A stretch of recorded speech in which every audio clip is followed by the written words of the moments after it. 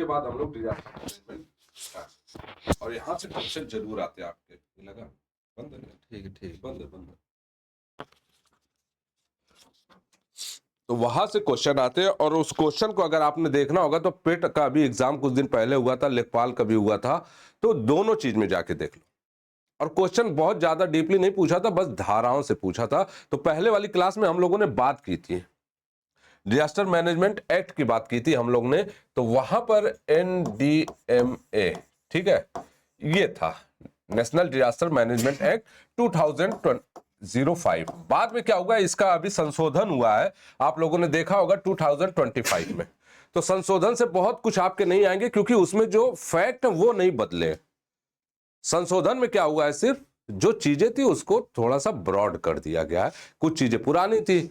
ये सब कानून बने थे 2005 में। अब आते आते कानून में बहुत सारी चीजें, प्रकृति ने भी अपना रूप चेंज कर लिया है कि नहीं? पहले कुछ और तरह की आपदाएं आती थी, अब कुछ और होने लगा। तो ये सब चीजों के कारण ही क्या किया गया, इसमें संशोधन किया। और संशोधन में भी आपको बहुत कुछ आवश्यकता नहीं है पढ़ने की, जहां से प्रश्न आएगा वो ये होगा। और इसमें हम लोगों ने किया था चर्चा कि जब सुनामी आती है दिसंबर 2024 में, थोड़ा सा ध्यान कर लीजिएगा कि शुरुआत कैसे होती है, इसका बैकग्राउंड क्या होता है, ठीक है? तो शुरुआत होती है 99 में, यहां से ये चीजें आती है। और ये जब शुरुआत की जाती है, सरकार के द्वारा सोचा जाता है कि इस तरह की चीज होना चाहिए, लेकिन तब तक फिर क्या हो जाता है, यहां पर आप देखेंगे कि 2001 में आता है गुजरात में अर्थक्वेक, ठीक है? कुछ भी नहीं रहता, एक जनरल तरीके से जो हेल्प हो सकती है हेल्प हो सकती है, कोई ट्रेनिंग नहीं, कुछ नहीं है इसके बारे में। अब जाहिर सी बात है, एक ट्रेनर जाकर कोई हेल्प करेगा, काम करेगा, वो बेहतर करेगा। फिर उसी समय क्या होता है, आप देखेंगे ये सब कुछ ठीक है, प्रक्रिया चल रही है। तब तक क्या होता है कि दिसंबर 2004 में क्या आती है, सुनामी आती है भारत में, और बुरी तरह तबाही मचाती है। आप हो सकता है उस समय बाई बर्थ रहे हो कि ना रहे हो, या जो भी हो, या जानते होंगे, बहुत जबरदस्त तबाही मचाती है। फिर उसी को लेकर क्या किया जाता है कि दिसंबर में आपका 2005 में ये एक्ट आता है, और फिर क्या होता है, इसको ये NDMA, कौन आता है, NDMA आता है, नेशनल डिजास्टर मैनेजमेंट एक्ट आता है। और ये जब आता है तो इसको क्या किया जाता है, सितंबर 2006 में इसे लागू कर दिया जाता है, ठीक, सिंपल सा, ये लागू हो गया। ये इतनी कहानी थी कि ऐसे ऐसे ये प्रक्रिया चली है। समस्या आने के बाद हम लोगों ने सुधार कर लिया, ये सब हुआ। अब जब ये NDMA आ गया यहां पर, तो क्या इसमें होगा, क्या नहीं होगा? सबसे इंपॉर्टेंट चीज क्या होती है, यहां पर जो धाराएं हैं, इसमें क्या किया गया, टॉपिक की बात करेंगे, चैप्टर मतलब अध्याय की बात करेंगे हम लोग। टोटल कितने 14 है, ये इसको रट लेना, माइंड में अपने बैठा लेना। इसमें जो धाराएं दी गई है कि कितने पार्ट होने चाहिए, वो 79 है। अब 79 तो कोई रटेगा नहीं, आर्टिकल तो है नहीं कि मतलब कि हमेशा आप पढ़ते रह रहे हो या चीज है। ये धाराएं ऐसी है कि जो आपको कभी नहीं पढ़े होंगे। अब इसी सब धाराओं से ही प्रश्न ये उठा रहे। अब आपने जैसे पढ़ा था, क्या पढ़ा था कि NDMA जो ये होता है, इसमें टोटल 10 मेंबर होते हैं। पढ़ा था कि नहीं पढ़ा था? सदस्य होते हैं इसमें। अब सदस्य होंगे, सदस्य का मतलब कि अध्यक्ष एक होगा, इसका डायरेक्टर होगा कोई, और डायरेक्टर कौन होगा, ये हम लोगों ने बात की थी। डायरेक्टर इसका कौन होगा, हमारा जो प्राइम मिनिस्टर होगा, सेंट्रल लेवल पर। 3 लेवल पर होती है, याद रखिएगा। ये NDMA का जो चरण होता है, ये 3 लेवल पर होता है। और 3 लेयर कौन सी इसकी होती है, एक पहला हो जाएगा सेंट्रल पे हो जाएगा, ठीक, सेकेंड हो जाएगा स्टेट हो जाएगा, फिर आपका डिस्ट्रिक्ट हो जाएगा। और डिस्ट्रिक्ट को भी इन्होंने क्या किया था, 2 पार्ट में डिवाइड कर दिया। 2 पार्ट मतलब एक आपका पंचायत हो जाएगा और एक नगर निकाय हो जाएगा। इस तरह ये सारी चीजें हमने वहां पढ़ ली थी पिछले, लेकिन याद हो। अब जब ये सब हो गया कि ठीक है, प्राइम मिनिस्टर होगा, वहां पर CM होगा, वहां पर DM होगा, वहां पर प्रधान होगा, वहां पर जो उसका चेयरमैन होता है, नगर पालिका का अध्यक्ष होता है, वो सारे होंगे। ये सब आपने, लेकिन ये कहा गया कि ठीक है, इसका कार्यकाल कितना होना चाहिए, 5 वर्ष निर्धारित कर गया। मैक्सिमम 10 सदस्य होने चाहिए। 10 का मतलब राष्ट्र प्रधानमंत्री को लेकर, ठीक है। जब प्रधानमंत्री को हटा देंगे तो 9 सदस्य की बात आएगी। वैसे भी प्राइम मिनिस्टर को उसमें ऐड नहीं किया जाता है, लेकिन आपको जानना होगा। जैसे प्रारूप, ड्राफ्टिंग कमेटी आपने पढ़ा होगा BR अम्बेडकर वाली, अध्यक्ष से जब टोटल मेंबर पूछता है तब उसमें आप 7 बताते हो। और ये क्वेश्चन आ चुका है, फिर ये पूछता है अंबेडकर की अध्यक्षता में कितने सदस्यों का उसमें निर्वाचन किया गया था, तब उसमें 6 हो जाएगा। तो इसी अकॉर्डिंग आपको यहां भी देखना होगा। तब ये बताएगा कि ये बताएगा कि किस धारा में इसका उल्लेख किया गया, कि नेशनल लेवल पर ये प्राइम मिनिस्टर होंगे, स्टेट पर ये होंगे, ये धाराओं के साथ है। और वही क्वेश्चन अभी पिछले एग्जाम में लेखपाल में आ चुका है। फिर ये बताएगा, हम लोग ज्योग्राफी के अकॉर्डिंग सुनते हैं कि आपदा क्या होती है, या इन्वायरमेंट के अकॉर्डिंग हम लोग चलते हैं, लेकिन अब आपको यहां पर यह बताना होगा कि इसकी किस धारा के अंतर्गत की यहां पर डेफिनेशन दी गई है, परिभाषा। आपदा की, डिजास्टर की परिभाषा क्या होती है, यह बताएगा हमको। ठीक। फिर इसी में आपको यह भी जानना होगा कि अगर कोई एनडीआरएफ का कर्मचारी कहीं आपदा संबंधी गतिविधियों में संलिप्त, मतलब वहां पर कहीं पर आपदा आई है, प्रयागराज में बाढ़ आ गई है, लोग फंसे हैं, उसमें कोई जाकर उनको डिस्टर्ब कर रहा है। अक्सर होते हैं, कानून कायदा बताने वाले बहुत सारे लोग मिल जाएंगे, हर मोहल्ले में होंगे अच्छे खासे, वो होते हैं, वो जो दुकान पर बैठ के बहुत सारी बहस करते हैं। कोई आ भी जाता है तो वो बताएगा ऐसे नहीं ऐसे, तो वो बताएगा। तो अगर आपने इंटरफेयर किया उनके क्षेत्राधिकार, जो उनका अधिकार है, तब आपको सजा हो सकती है, 1 साल सजा। अगर आपने रोक दिया काम करने से उनको और किसी की डेथ हो गई, तब 2 साल की सजा। लेकिन ये प्रावधान है कहां, और यही सब चीजें आज के टॉपिक में हमारे रहेंगे। टोटल मोस्ट इंपॉर्टेंट जो धाराएं 79, ये पहले मैं बता दे रहा हूं, 79 धाराएं आपको लिखाना नहीं है, इमला नहीं बताना है कि आप, मैं बोलता जाऊं आप लोग लिखते जाओ, ये सब नहीं। कहां से प्रश्न आते हैं वो देखना। तो पहले इसको समझ लेना कि ये चीजें ऐसे ऐसे एनडीए में आया था, क्या किया था, कैसे प्रोसेस हुई थी, सब कुछ है ये। ठीक है। इतना होने के बाद अब हम लोग आगे बढ़ेंगे, और आगे बढ़ेंगे अब हम लोग जो मोस्ट इंपॉर्टेंट क्या है, इसकी धाराएं, उसके बारे में बात करेंगे। चलिए यहां पर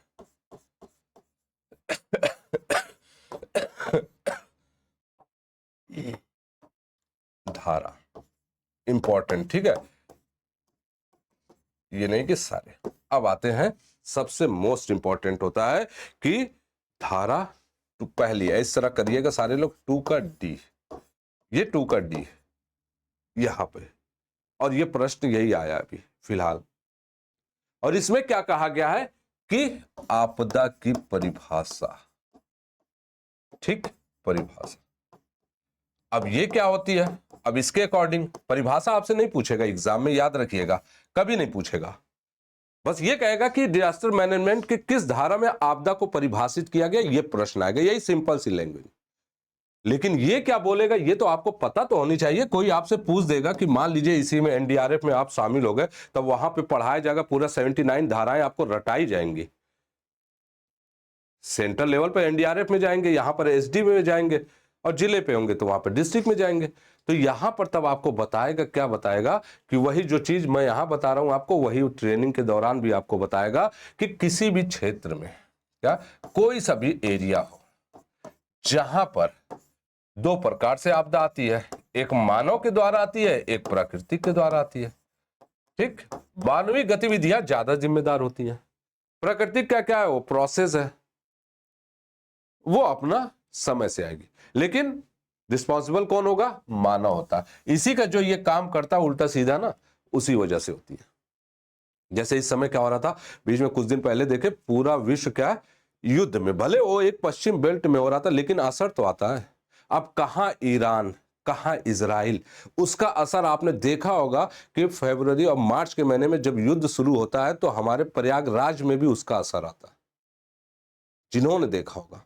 और उसका असर क्या होता है मैं ये बता रहा हूं, आप कहोगे कि आया चला गया, उससे नहीं, स्वास्थ्य पे होता है जो उस समय की फसल होने वाली होती है, एग्रीकल्चर में आप आ जाइए, उस समय क्या था, सबसे टॉप मोस्ट पीरियड किसका होता है, आपने देखा होगा, रबी फसल होती है कि खरीफ होती है, अब ये खुद बताना आपको, मैं नाम बता दे रहा हूं, गेहूं का और सरसों का सीजन था, वो बेकार हो गए। उसके बाद फलों में आम का सीजन आता, उसी टाइम आप देखते होंगे उसके फूल उल सब आ जाते हैं पेड़ पे, वो सब चौपट। तो किसके? मानव के द्वारा ये सब होता। तो यहां पर क्या कहा गया कि जब मानव या प्रकृति के द्वारा कोई भी ऐसी आपदा आती है जिसमें जन की हानि हो, धन की हानि हो, मतलब आर्थिक, या आपके पर्यावरण की हानि हो, ठीक, उसी को क्या कहा जाता है?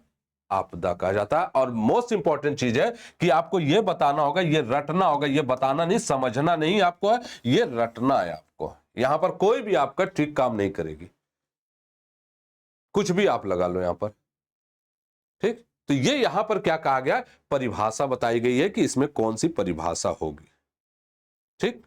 फिर आते हैं, इसका एक बहुत इंपॉर्टेंट है, अभी हम लोगों ने बात की धारा 51 की, 51 धारा, ठीक है। अब इसमें क्या कहा जाता है कि आपदा के समय, जो हमने अभी चर्चा की थी कि आपदा के समय, आपदा चल रही है, आपदा के समय किसी भी व्यक्ति के द्वारा अवरोध उत्पन्न कर, ठीक, मतलब कोई अधिकारी काम कर रहा है, कोई कर्मचारी काम कर रहा है आपदा से रिलेटेड वाला, आप उसको अवरोध कर रहे हैं, बाधा पहुंचा रहे हैं उसको, ठीक। तो कहां पर उल्लेख किया गया है? धारा 51 में। आप जब पुराना पीवाईक्यू सॉल्व करोगे तो वहां पर आपको सब कुछ समझ में आ जाएगा।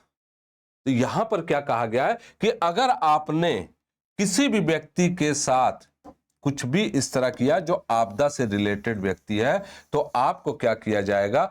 1 वर्ष की सजा होगी। इसमें आप लिख लीजिएगा ये प्रावधान कितना होता है, ठीक है, सजा 1 वर्ष की।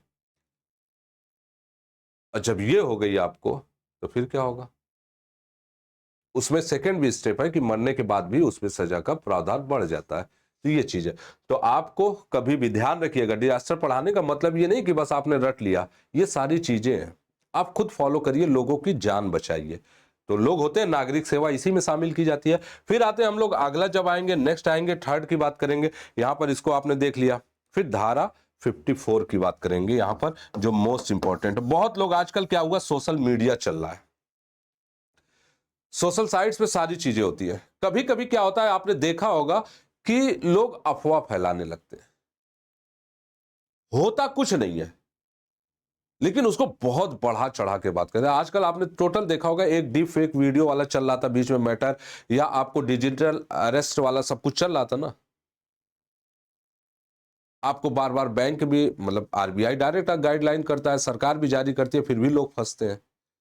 सीधा सीधा उसमें कहा जाता है, मैं फिर से बता देता हूं, बहुत लोग आजकल नए केसेस बहुत इस तरह के आ रहे हैं, डिजिटल अरेस्ट वाले। वैसे भी वो बड़े घरों के लिए होते हैं, उनको पता होता है किसके अकाउंट में कितने पैसे हैं। लेकिन आप भी ये जान लो कि आरबीआई के पास और बैंक के पास सारी इंफॉर्मेशन आपकी ऑलरेडी होती है। ना उसको आपका एटीएम पिन जानने की आवश्यकता होती है, ना उसको जो सीवीवी जो पासवर्ड होता है आपके लास्ट में 3 वर्ड का होता है, तो वो नहीं जानने की आवश्यकता है, ना आपका नाम, ना एड्रेस, ना कुछ, वो सब कुछ जानता है। अगर कोई भी दिक्कत होती है तो वो कहता है कि नजदीकी वाले पे चले जाओ। तो सभी लोग इसको फॉलो करिए। ये घटनाएं खासकर जो जो पढ़े लिखा तबका नहीं, उसमें ज्यादा हो रही है, और पढ़ा लिखा तो ज्यादा हो ही रहा है। जितने इसमें फंसे हैं सब पढ़े लिखे वाले फंसे हैं। लालच बुरी बला है, सभी लोग कहते हैं। तो यहां पर आएंगे, क्या होता है कि आपदा से संबंधित अगर आपने झूठी अफवाह फैला दी कहीं पर, फेक न्यूज, ठीक है, क्या बात करेंगे? Fake news. वैसे भी दौर चलता रहता है इसका हमेशा से, फेक न्यूज का, हर चीज में। तो ये कहां पर दिया गया है? धारा 54 में, कि अगर आपने फेक न्यूज कोई चला दी तो गवर्नमेंट क्या करेगी? आपके ऊपर एक्शन करेगी। तो इस तरह भी चीजें नहीं देना है। गंगा का पानी आपके क्षेत्र में पहुंचा नहीं, और आपने कहीं और का वीडियो हो रहा है आजकल, कहीं और का वीडियो कहीं भी दिखा दिया जाए, बड़े बड़े तो चैनलों पे दिखाए जा रहे हैं, 79 की घटना को 2026 में दिखा दिया जा रहा है। तो आप लोग ये मत करिएगा, क्योंकि आपकी पहुंच वहां तक नहीं होती है। आपकी पहुंच वहीं तक होती है, फौरन आएगा, ट्रैक करके उठा के लेके चला जाएगा, ठीक। चलिए फिर आएंगे, यहां पर हो गया 54, क्या हो गया? फेक न्यूज से संबंधित चीजें हो गई। फिर आएंगे 31, ये बहुत इंपॉर्टेंट है, इसको इंपॉर्टेंट कर लेना। यहां पर हम लोग करेंगे 5, 3 का 1 पार्ट, ठीक है। यहां पर धारा लिखिए, यहां पर इंपॉर्टेंट लिखिए।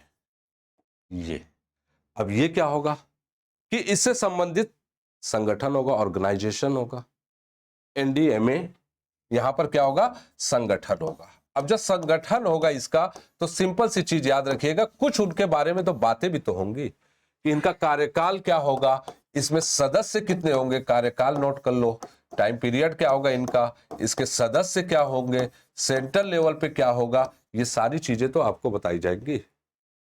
और ये कहां है, इसको नोट कर लो। अगर यकीन नहीं होगा आपको तो पिछला पेपर आप लेखपाल का उठा लेना, ठीक, पिछला पेपर जो हुआ है उसको लेखपाल का पेपर उठा लेना, आपको समझ में आ जाएगा। यहां पर कार्यकाल की बात की गई, कार्यकाल में बता दूं 5 वर्ष, सिंपल सी बात है, मैक्सिमम 5 वर्ष यहां कहा गया। वैसे भी सरकार जब प्रधानमंत्री यहां पर होगा तो सभी लोगों को ये चीजें पता होगी, ठीक है। 5 वर्ष। और सदस्य की बात क्या कहा गया कि मैक्सिमम इसमें कितने होने चाहिए, मैक्सिमम जो सदस्य होंगे वो कितने होंगे, 9 होंगे। 9 का मतलब प्रधानमंत्री को हटाकर, प्रधानमंत्री ऑलरेडी रहेगा, इसको मतलब मत ले लेना, साइड में कर देना, क्योंकि वही तो अध्यक्ष होगा, तो उसको तो इसमें शामिल किया नहीं जाएगा कि आप आओ सदस्य बनो। जैसे आप उपराष्ट्रपति पढ़ते होंगे 64 आर्टिकल, पदेन सभापति होता है, उसके लिए अलग से निर्वाचन नहीं होगा ना राज्यसभा में सभापति का, जो उपराष्ट्रपति होगा वही होगा। तो सेम चीज यहां पर भी होता है कि एनडीएमए जो होता है, मैनेजमेंट एक्ट जो होता है, उसमें क्या होता है कि प्रधानमंत्री स्वतः अध्यक्ष होता है, इसीलिए उसको साइड कर दिया जाता है। अगर एग्जाम में, अब ये दो चीज होता है, कंट्राडिक्शन इसी को कहते हैं। यहां पर पूछ दिया अगर कि एनडीएमए में कुल कितने सदस्य होते हैं, ठीक, तब उसमें आप 10 करोगे, तब प्रधानमंत्री को ऐड, कुल वर्ड टोटल की बात कर रहा है। अगर उसी को क्वेश्चन को इसने घुमा दिया कि एनडीएमए में कितने सदस्य होते हैं, कुल वर्ड हटा दिया, या अधिकतम कितने सदस्य हो सकते हैं, तो आप ये लिख दोगे कि 9 हो सकते हैं, ठीक। इसको बहुत ध्यान से करिएगा, वो ड्राफ्टिंग कमेटी वाला मैंने इसीलिए किया क्योंकि वो क्वेश्चन आ चुका था और वहां पे नाम अंबेडकर का लिखा था, अंबेडकर के अलावा मतलब उसमें दिया था कि अंबेडकर के अतिरिक्त कितने कुल सदस्य थे, तो बहुत लोगों ने उसको 7 करके चले आए थे। लेकिन वो तो जब अंबेडकर को छोड़ दिया गया तब बचे कितने, 6 बचे थे ना, ठीक। तो ये चीज ध्यान रखिएगा आप लोग कि एग्जाम में ये छोटी सी गलती ना हो जाए आपसे, और छोटी गलती आपको क्या बहुत बड़ी गलती बना देगी, ठीक है। और फिर ये क्या करेंगे, अधिकतम मैक्सिमम क्या होंगे, 9 सदस्य होंगे, सारे लोग ध्यान रख लेना, मैक्सिमम 9 सदस्य होंगे, कार्यकाल इनका 5 वर्ष होगा। और ये क्या काम करेंगे, ये जो मेंबर होंगे इससे संबंधित पॉलिसी बनाएंगे, ठीक है, नीतियां बनाएंगे कि हमको कैसे काम करना है। और सभी को पता होता है कि आपदा जो अधिनियम है ये 3 चरणों में काम करता है, चरण इसके 3 होते हैं। कौन से होते हैं कि आपदा से पहले, नोट कर लेना, 3 चरण में हमेशा आपदा से पहले क्या किया जाता है। आजकल तो एआई का दौर चल रहा है, या आपके सैटेलाइट बहुत सारे हैं इसमें जो काम करते हैं, पहले से उस क्षेत्र को चिन्हित कर देते हैं कि इस क्षेत्र में आपदा, 15 दिन पहले बता दी जाती है इंफॉर्मेशन कि यहां इस तरह की गतिविधियां होने वाली है, हलचल हो रही है पृथ्वी में, ठीक। कोरमेंटल क्रस्ट आपने पढ़ा होगा, उससे संबंधित है यहां पर आपदा से पहले। फिर एक होता है कि आपदा के समय कोई डिजास्टर आ गया तो उस समय कैसे कार्रवाई की जाएगी, कैसे। पहले तो हो गया तैयारी करना, और अचानक एट रैंडम आपदा आ गई, बादल फट गया, तो सारी तैयारियां आपकी धरी की धरी रह जाएगी। तो हम लोग, आप लोग ट्यूबवेल चलाए होंगे, जब पानी नाली के थ्रू जाता है तो अचानक खोलते हैं तो कितना तेजी से कटा होता है, और वो तो सीधा कई मतलब ट्यूबवेलों का पानी बताया जाता है कि एक साथ गिरता। अभी तो देखा नहीं हूं मैंने इस तरह की घटना कि अचानक किसी उसी में बादल फट गए, तो फिर क्या करेंगे, तो उस समय क्या एक्शन लेना, वो चीज होता है। और जो इसका लास्ट चरण होता है, अंतिम स्टेप होता है, उसमें क्या किया जाता है, आपदा के बाद की कार्रवाई के बाद, ठीक है, ये हो जाएगा। आपदा के बाद क्या होगा, बहुत सारे लोग कहेंगे सर आपदा के बाद क्या, आपदा तो आ गई, हो गया, सब कुछ हो गया, अब क्या करेंगे, क्यों नहीं करेंगे। आपदा के बाद असली टेंशन बढ़ता है, क्या बढ़ता है कि उस समय सब कुछ चला जाता है, सिल्ट जमा हो जाती है, गंदगी जमा हो जाती है, इंफ्रास्ट्रक्चर डेवलप नहीं होता है, सब कुछ समाप्त हो गया होता है। तो उसी में तो अब महामारियों का दौर शुरू होता है, पानी जमा होगा, मच्छर पैदा होंगे, तो पता चला कि आपकी हेल्थ इश्यू आ गया, ढेर सारी बीमारियां आ जाएंगी। फिर उनको क्या करना है, इंफ्रास्ट्रक्चर वहां का डेवलप करना, रोड सड़क पानी सब कुछ समाप्त हो जाता है आपदा के समय। सुनामी अगर जिन्होंने नहीं देखी होगी तो वो मोबाइल पर जाकर सर्च कर लें, यूट्यूब पे सब कुछ आपको समझ में आ जाएगा कि तमिलनाडु तट पर कितनी भयंकर तबाही मचाई गई थी। तो ये चीज होता है। तो इस चरण में तो ये सब कहां पर उल्लेख किया गया है, यहां धारा 3 का 1 में, यानी पॉलिसी बनाने का काम। और पॉलिसी बनाने में वो स्टेप भी आ जाएंगे, इतना याद रख लेना, ये नहीं कि कुछ अलग से। तो सबसे इंपॉर्टेंट क्या हो गया, धारा 2 का डी हो गया और धारा 3 का 1 हो गया, ये सबसे इंपॉर्टेंट है। ठीक, फिर आते हैं आगे, जब हम लोग बढ़ेंगे इसके आगे आएंगे हम लोग देखेंगे कि अगली धारा क्या है, तो ये पहले इसको याद कर लेना। ठीक, फिर उसके बाद एक क्या होता है कि धारा 8 आएगी। इसमें क्या कहा गया, अब प्रधानमंत्री तो कोई डायरेक्ट तो काम करेगा नहीं, उसके पास सिर्फ यही तो काम होगा नहीं कि डायरेक्ट गया हमेशा यही सब काम करता रहे, बहुत सारे काम होते हैं भारत में, तो बहुत सारे काम होंगे। तो इसके लिए क्या कहा गया कि ठीक है, ये जो एनडीए में रहेगा ये क्या काम करेगा, एक और इसमें बनाएगा, और वो क्या बनाएगा, नेशनल एग्जीक्यूटिव कमेटी, राष्ट्रीय कार्यकारी समिति का गठन होगा। ठीक, कार्यकारी समिति का गठन होगा, इसी को क्या कहेंगे, नेशनल एग्जीक्यूटिव कमेटी। ठीक, एनईसी। ये कहां पर उल्लेख किया गया, इसको डिस्क्राइब है आपका धारा 8 में। और क्या कहा गया कि यहां पर ये होगी और इसी के माध्यम से पूरा कार्य कराया जाएगा। मतलब होम मिनिस्ट्री के अंतर्गत ये एक नोडल एजेंसी होती है, याद रखना। क्या किया गया, वो बांट दिया गया। जैसे राष्ट्रपति सारे कार्य खुद तो करेगा नहीं, अपने द्वारा चुने गए अधिकारियों से करवाएगा, वही हाल यहां पर होती है। और यहां पर जब आएंगे इसका कौन इसका काम करेगा, इसका कौन पावर में रहेगा, तो याद करिएगा जो गृह सचिव होता है, जो राष्ट्रीय गृह सचिव होता है, होम सेक्रेटरी होता है, वो रहेगा। ठीक है, सचिव। और कहां पर इसको डिस्क्राइब किया गया है, धारा 8 में किया गया, इसको नोट कर लेना। डायरेक्ट एनडीए में कुछ नहीं करेगा जाके, जो एनडीए में का मतलब अथॉरिटी, यहां पर एक्ट मत याद कर लेना, नेशनल डिजास्टर मैनेजमेंट अथॉरिटी की बात कर रहा हूं मैं, एक्ट की नहीं। एक्ट हो गया 2005 हो गया, नेशनल डिजास्टर एक्ट जो हो गया, वो अलग चीज है। यहां पर हम लोग एनडीएमए की बात कर रहे हैं टोटल, और सेंट्रल लेवल पर अभी हम लोग चल रहे हैं, स्टेट में नहीं पहुंचे। ठीक है, इसको याद रखना। कौन करेगा, ये गृह सचिव सब कुछ करेगा, क्योंकि यही काम करता है, पूरा हर काम यही करेगा, सचिव ही पूरी सरकार चलाता है, ये याद रखिएगा। अब आते हैं, ये सारे काम तो ये सब करेंगे। एक नाम आप सुनते होंगे, एनडीआरएफ, जो अभी तक हम लोग कर रहे थे। हर जगह आपको मिलेगा, एक अलग सी इनकी ड्रेस होती है, नीली होती है कि पीली, ये नहीं पता, मुझे याद नहीं है, देखता हूं मैं। लेकिन एनडीआरएफ आपदा के समय रैपिड फोर्स होती है, नहीं है, जाती है गाड़ियां इनकी अलग से होती है, सब कुछ ये जाते हैं अलग, कई कलर की वर्दी होती है इनकी। तो ये होती है, क्या करेगा, आपदा के समय। ठीक, आपदा के समय ये रहेगा एनडीआरएफ। ठीक है, और इसका काम क्या होता है, जाहिर सी बात है, क्या करेगा, आपदा में लोग गायब हो जाते हैं, खोज करेगा, उनकी राहत कार्य करेगा, बचाव काम करेगा। मतलब आपदा के समय जो इंपॉर्टेंट चीज होती है वो सारा काम यही करता है, इसी के अकॉर्डिंग। कोई डूब जाता है पानी में, देखेंगे तब भी यही रहता है, बेचारा जाता है, सबकी अलग। प्रेजेंट टाइम की बात करेंगे, इस समय 16 के आसपास इसकी बटालियन है जो कार्य करते हैं। ये अगर पूछ देगा तो इसको एग्जाम के टाइम आप लोग थोड़ा सा क्रॉस चेक कर लिया करना, जो भी फैक्ट होते हैं। धाराएं जो है वो नहीं बदलेगी, लेकिन एग्जाम के टाइम में आप थोड़ा सा जो डाटा होते हैं ना, क्रॉस चेक कर लिया जाए। क्योंकि हम लोग क्या करेंगे, जैसे आज मैंने बता दिया, 10 दिन बाद इसमें कोई चेंज हो गया तो मैं वो चीज फिर से नहीं लाऊंगा। तो वो रिस्पॉन्सिबिलिटी आपकी होती है कि आप कुछ भी आपने न्यूज़पेपर में पढ़ा, यार मैनेजमेंट इसमें डिजास्टर की बात हो रही थी, इसमें कुछ चेंज कर दिया, वर्तमान में एक नई इकाई गठित कर दी गई। जैसे रामसर साइट्स में होता है ना, मैंने पढ़ा दिया कि 100 हो गई, अब आपके एग्जाम अगस्त में पढ़ रहे हैं तो आप वहां पर 101 कोई बन गई होगी, और वो जुलाई में बन गई होगी, तो वो रिवाइज करना काम आपका होता है, क्योंकि हमको नहीं उतना याद रहेगा ना कि हम कहां पर उसको पढ़ा है।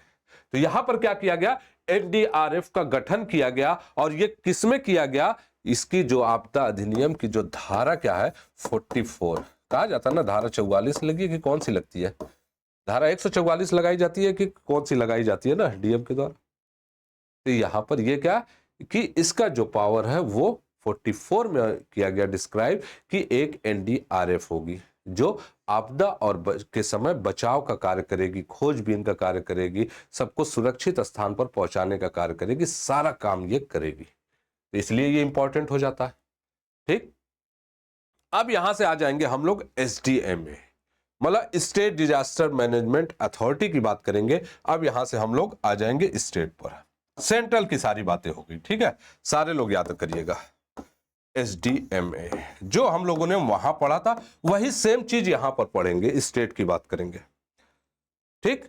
अब यहां पर कौन सी धारा होगी, धारा ही तो मेन है कि यहां पर आपको धारा 14 में आना होगा। वहां का किससे कंपैरिजन करना, वहां पर 3 धारा थी, धारा नंबर 3 थी, यहां पर 14 हो गई। और यहां पर क्या कहा गया कि इसका अध्यक्ष कौन होगा, CM होगा, मुख्यमंत्री होगा, ठीक है।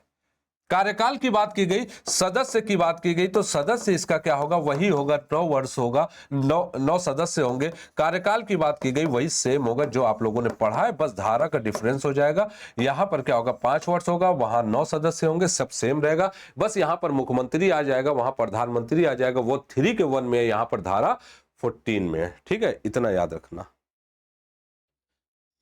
जब ये आपने पढ़ लिया, सेम प्रोसेस, इसको बार बार मैं रिपीट नहीं कराऊंगा। अब सेम चीज आएंगे हम लोग कहां पर, डिस्ट्रिक्ट पे आ जाएंगे, ठीक। DDMA, district disaster management authority, DDMA यहां पर आएंगे। अब जब यहां पर आएंगे, इसका उल्लेख कहां पर किया गया है, तो धारा यहां पर 25, ये सारी धाराएं नोट कर लेना। और अध्यक्ष इसका कौन होगा, यहां पर तो आपने CM पढ़ लिया, यहां पर PM पढ़ लिया, यहां पर कौन हो जाएगा, DM हो जाएगा, ठीक है।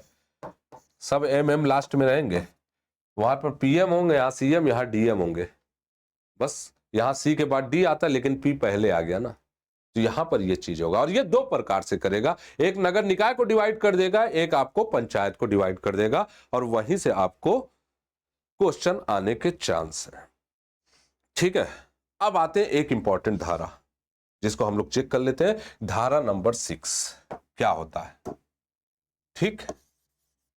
अब धारा जब ये 6 आ जाएगी, तो आप सभी लोग जानते होंगे मैक्सिमम चीजों को, कि धारा जो 6 होगी किससे संबंधित होगी। अब सरकार है तो इससे संबंधित योजना भी तो बनाएगी, और जब योजना बनाएगी तो याद रखिएगा, राष्ट्रीय आपदा को मंजूरी देना, परमिशन देना। जो राष्ट्रीय आपदा है, इससे संबंधित जो योजना बनेगी, योजना को क्या करेंगे कि परमिशन देंगे, ठीक है।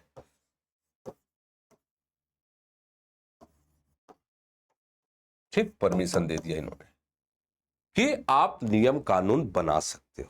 ये कहां पर है, धारा 6 में।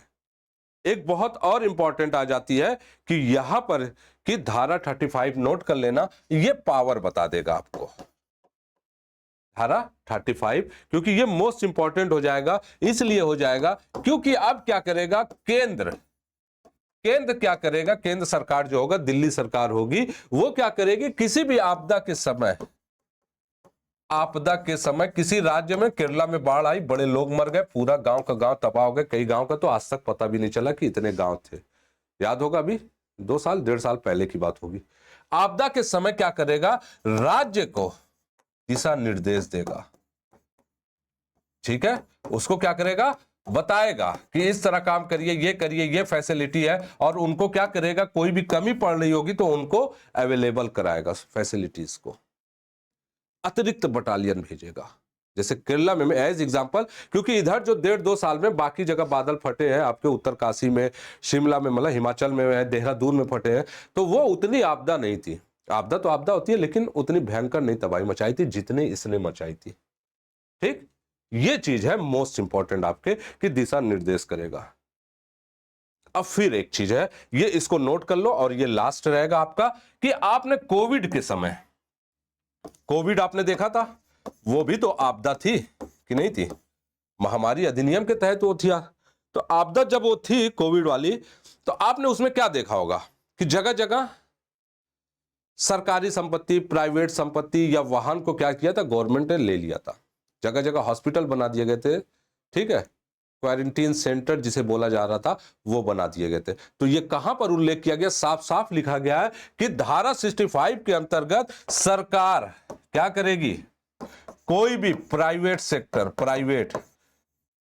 प्राइवेट बिल्डिंग हो गई, ठीक है, प्राइवेट हो गया, गवर्नमेंट हो गया, ठीक, इसमें ये बिल्डिंग की बात भी हो रही है, वाहन की बात हो रही है, चाहे परिसर हो गया, ठीक है, इसमें कोई सा भी, यहां पर परिसर का मतलब जैसे लोगों के प्राइवेट स्कूल थे, उसको बना दिया गया था क्वारंटीन सेंटर, ठीक, यहां पर ये चीज होगा। यहां पर जो अवेलेबल संसाधन होगा, कोई सा भी चीज है, उनका यूज करेगी गवर्नमेंट, ठीक है, परिसर को यूज करेगी। इनका जो वाहन होगा उसका यूज करेगी। मतलब सरकार क्या करेगी, आपदा के समय कोई भी चीज ले सकती है, आप उसको मना नहीं कर सकते हो। अगर मना करोगे तो आपके ऊपर राष्ट्रद्रोह का मुकदमा चलेगा कि आपने आपदा के समय इतनी बड़ी परिस्थितियां चली। जैसे इसमें कोविड में बहुत सारे लोगों का हुआ था, मैं प्रयागराज में जानता हूं, बहुत सारे लोगों ने क्या किया था, अपना मैरिज हॉल नहीं दिया था।